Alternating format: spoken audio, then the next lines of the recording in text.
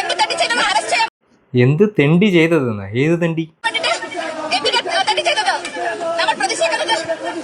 പ്രവർത്തകരെ police arrest ചെയ്ത് നീക്കിയിരുന്നു. അതിനെതിരെയുള്ള പ്രതിഷേധമാണ് ഇപ്പോൾ കാണുന്നത്. ഇവിടുത്തെ പോകുന്നില്ല. വിദ്യാഭ്യാസ മന്ത്രി രാജിവെച്ച് പുറത്തു പോകണം. ഞങ്ങൾ പോകുന്നില്ല. ഇത് ഗവൺമെന്റ് പ്രോപ്പർട്ടിയാണ്. ഒരാൾക്കും ഇവിടുന്ന് പുറത്തു പോകേണ്ടി അങ്ങനെ അനുവാദം ഇല്ല. ഞങ്ങൾ ഇവിടെ തന്നെ ഉണ്ടാവും. അത് നോക്കാം എങ്ങനെ വണ്ടി പോകുന്ന നോക്കട്ടെ. അങ്ങനെ വിടുന്നില്ല, വെറുതെ വിടുന്നില്ല. ഇവരെ ദൗർജന്യം അവർ പിടിക്കട്ടെ. മുസ്ലിം ലീഗിന്റെ ദൗർജന്യം, കോൺഗ്രസ് ദൗർജന്യം അവരെടുത്തിരിക്കട്ടെ. നമ്മളെടുത്ത് വേണ്ട. ജയ് ജയ് വി ഡി സർവർക്കർ, ജയ് ജയ് വി ഡി സർവർക്കർ, ജയ് ജയ് ഭാരത് മാതാ.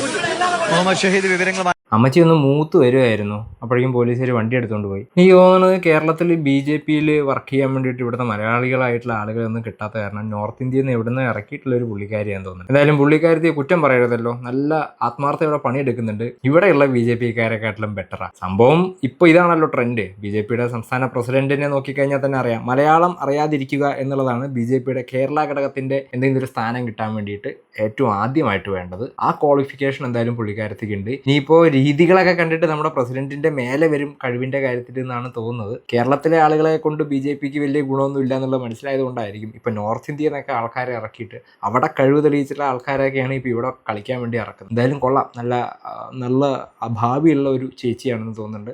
ആ ചേച്ചിക്ക് BJP-യുടേതായിട്ടുള്ള എല്ലാ സ്ഥാനങ്ങളും കീഴടക്കാൻ കഴിയട്ടെ എന്നുള്ള ആശംസകൾ നേരുന്നു.